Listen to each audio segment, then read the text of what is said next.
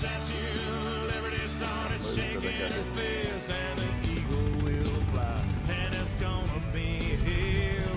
Brought to you courtesy of the red, white, and blue. It's time for Veterans Issues, the show that brings you information about veterans, military, and their family. Now here's your host, Ken Rollins.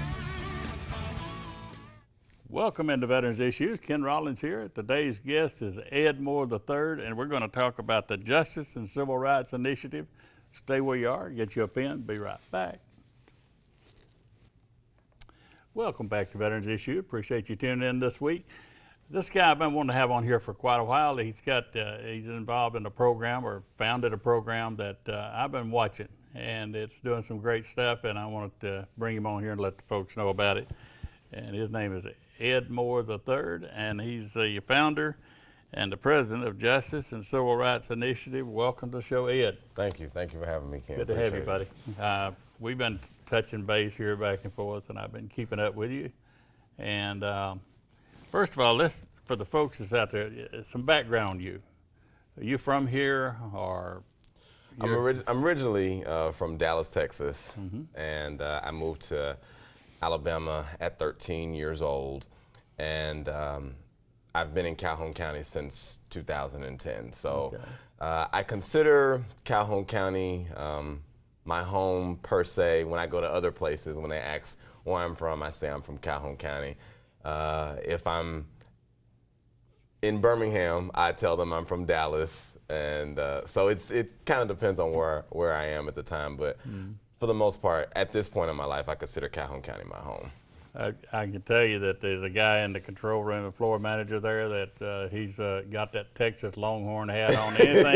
Anytime you mention Texas, I know he's beaming back there just hearing the words Texas mentioned. And but Jason, I won't give you his first name, but it's Jason, and he loves them Longhorns. Talking about hook 'em horns, you know what I'm talking about, but it ain't got to do with Dallas. But welcome to the show. Now, I wanted to talk. I sent you information. I want you to come on here because I want to explain to the people, including me. I'm going to tell you, I have no idea what this initiative what it's about. But I've seen some of the things you're doing where you're connecting with law enforcement and that kind of thing. Tell me so the folks that's watching that don't have a degree and like me, can figure out what it is you're doing. Absolutely. Well, the Justice and Civil Rights Initiative, we are a civil rights nonprofit agency based in Anniston, Alabama. And we have 3 objectives. One is to investigate civil rights complaints.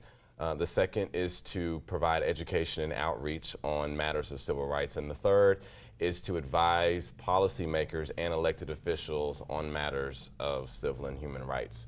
And so we try to focus our organization on being proactive in the area of civil rights, which is something that many people don't see nowadays in the modern era, in the modern world of civil rights.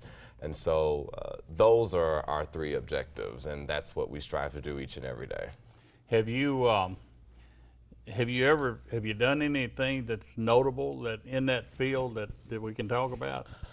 Well, I can say that we specialize in hosting community forums as it relates to issues of civil rights. We have hosted a number of police and community relations forums as it relates to law enforcement and civil rights areas. Now, mind you, civil rights covers a wide range of issues, whether it be law enforcement, it could be religion, it could be gender, it could be sexual orientation, it could be disability.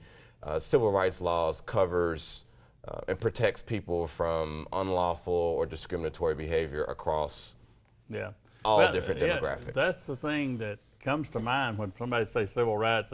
First thing they think about is the civil rights of the racism, the segregation. But civil rights, if somebody is killed by a hate crime or something like that, or if there's a murder or something that needs to be looked at from that, would y'all be involved in something like that? If we were requested by law enforcement, by the law enforcement, or by the victim themselves, if that victim survived and they contacted us, or if a family member of that victim if the victim is deceased. I got you. If a family member of that victim contacted us and asked us to investigate that matter, then we would launch an inquiry and to see if it is something that we should and can investigate, and would we get a desired outcome All right. out of it. When you say we would investigate, you're saying you have a group of people at board or something that, Yes. and they have backgrounds in law enforcement or what? Some do, and some lawyers. and some do, and some do not. We have some that have a background in law enforcement, some that have worked as legal assistants but never have actually been sworn police officers, and so we have a mixture of both. Okay. Well, one of the things that got my attention is sometimes we're bordering on a powder keg in this nation, and I've seen you showing up in events where it's you and a police chief, and you're shaking hands, and they're saying good things about you, Ed Moore. They're not talking about a group of people, they're talking about Ed Moore. It's put out there as somebody that they can talk to and somebody you can talk to. You know, you've got a voice too that may be more convincing than, say, my voice. And so what I've seen you with a couple of police chiefs, and you have, I don't know what you're providing for them, but they really like it. I mean, they are. Is it having a conduit to the community, or what is it that you feel like that they're looking at you for? You know, I think that sometimes we all need a friend. That's the first thing. I think that law enforcement, especially 21st century law enforcement, they're simply looking for advocates. They're looking for people that can say, look, we know everything's not great, but we're still here to help you. Just like civilians need their advocates, non-law enforcement people need advocates. And I think that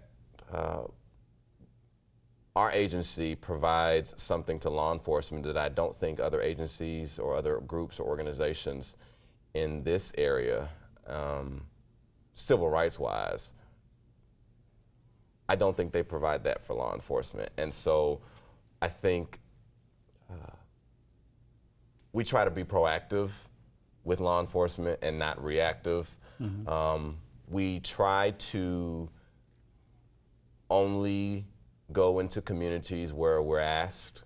We don't step into communities where we've just, you know, I get you. we're bombarding them, or we don't want to break the door down. We like to be invited. Right. It makes the conversations easier. It makes them, the communication flow is healthier, more professional.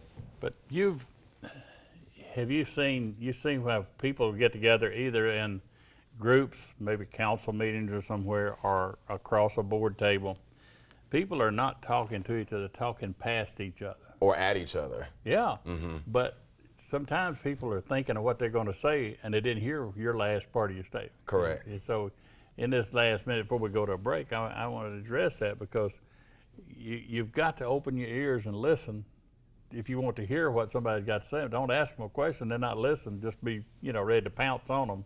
Absolutely. You see that? Well, I have a background in news. I used to be a news reporter prior to starting the JCRI, and one of the most important lessons that you learn in news is, yes, you're doing a lot of talking, but you also have to do a lot of Well, listening. speaking of listen to me. I got to go to a break. If I don't, I get hurt. Be right back. We're going to talk more. Ed Moore III. Stay where you are. Get that pen. Yeah. Welcome back to Veterans Issues. Ken Rollins, and we're talking with Ed Moore III, and we're talking about the Justice and Civil Rights Initiative. And when we went to the break, you had said that you used to be in the media. You doing. I wouldn't ever know it by that deep voice, but but it's kind of obvious that you've been there before, and I just don't want you taking my job here. But anyhow, that was when we was talking about people not listening when they're talking, and I mean they hear bits and pieces, but they're not really listening for what is being said. And if you when you go to a Chief Denham and you and Chief Denham of Anderson Police Department are talking about things, does he ever say to you, you know, this is what I'm wanting to do here, or anything about community policing or anything like that, like Bill Partridge does out here in Oxford?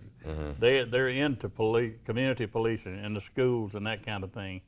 Do y'all ever discuss things like that, proactive type thing? We have those kinds of conversations with all different types of law enforcement officials, whether it be, you know, Anniston, Oxford, Jacksonville, Talladega. We always try to initiate some form of proactive communication, and that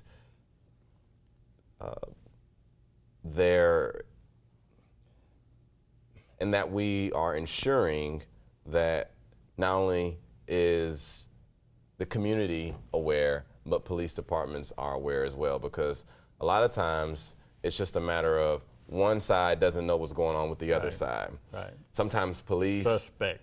Absolutely, and sometimes there's this suspicion because of lack of knowledge, lack of information, lack of communication, lack of awareness of what is happening. And sometimes people's lives can just get so busy to where time is not dedicated to that knowledge. Time is not dedicated to that communication. So it's not as if in many cases it's being done on purpose.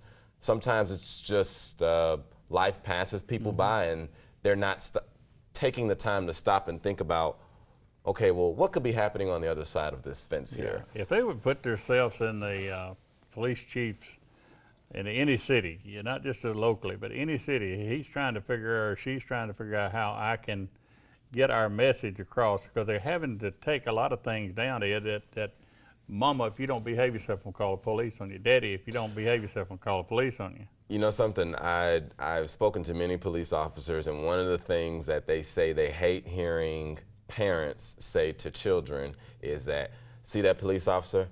He's gonna take you to jail if you stop acting up. At that point, you have just begun to stigmatize that person, yeah. Absolutely, you have just developed a negative perception of police officers to that child. And that child will be harmed, may be harmed by growing up thinking like that. Instead of looking at somebody as, you've heard, we have too many police up and down our street.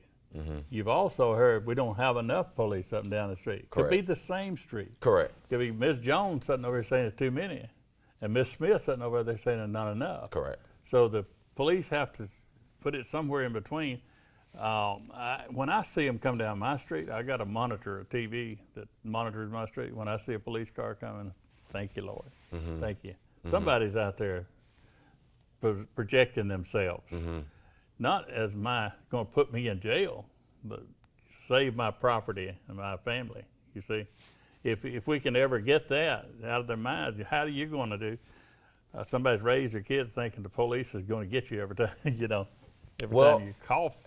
And understand too that even outside the home, what we're seeing on television, what we're seeing in movies, what kids say about police officers, what their friends say about police officers when they go to school. If there is a lack of presence of law enforcement in your community, then you go off of what other people say. Or if there's too much, in some people's eyes, too much of a presence in law enforcement, you could either find that to be a helpful thing or a harmful thing. And in many cases, it's really all how you process either, it's how you process their presence or lack thereof. We don't have enough 6 o'clocks, because there was a day when 6 o'clock, food was on the table. Mama, Daddy, all the people sat around the table. We talked about school, we talked about everything that's going on in everybody's life at that table at 6 o'clock. Nobody sits down at the table anymore. It's like grab something when you can. You know what I'm talking about. Absolutely. And there's no more of that structure, so we have to do it somewhere. Somewhere in the community, you got to have centers. Somebody's got to be out there to talk with these kids. And you know Stephen Folks? I do.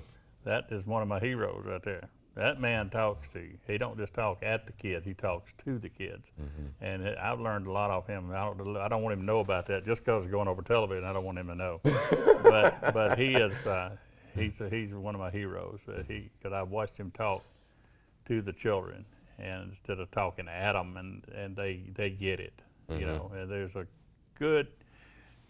It's just like one person. You can make a difference in how the community looks at things. He's doing the same thing with those children, but he can't do it with all of them. No more than you can do it with all. And I think it's important too that we have more middle of the road type leaders. I think now in our age of 21st century social media, news media, we have either people who are way over here or way over here, and there's no one to kind of bring everyone back to the middle and say, okay, let's try to think about this logically. Let's try to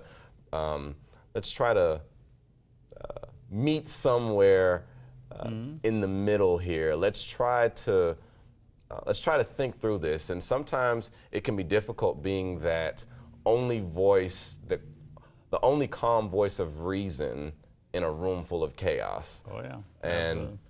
But I can tell you that there is reward. There's a great reward for people who have mastered the art of being the calm voice in a room full of chaos. Dr. Martin Luther King Jr., I think, is a phenomenal example of a man who, even in the midst of all the calamity and all the hatred that surrounded him and his message, he was steadfast. He never wavered on it. No, never. You're right. And he was able to be, as I said, the calm voice in a room full of chaos. Yeah. And God speaks to that in His Word, that He will bless those who are able to if you have go that back platform. To the letter from the Birmingham jail and all that stuff, he had been mistreated like you wouldn't believe, and then to have that nonviolence thing, you know, if anybody needed to be violent, it'd be him, what he'd been through, and John Lewis and others.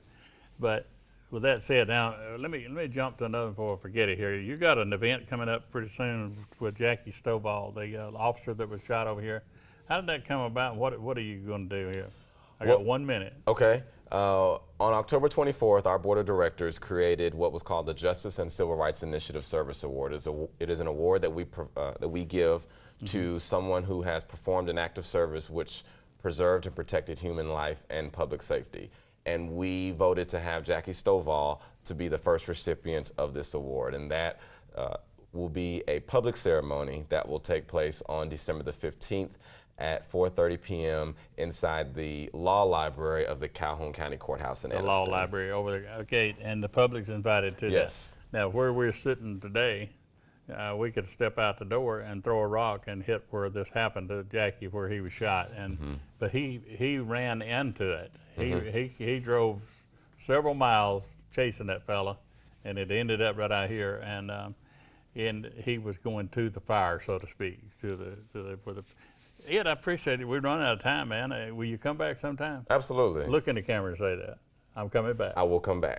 You can do Arnold Schwarzenegger. I'll be back. Thank you a lot, guy. Thank you. Really appreciate it. And I really appreciate what you're doing there. We got to go to a break, come back. I got news that you can use. Stay right there. Welcome back to Veterans Issues, and I appreciate Ed Moore III for coming on and doing the show today, and I hope you got something out there. And I put the phone number up there for you.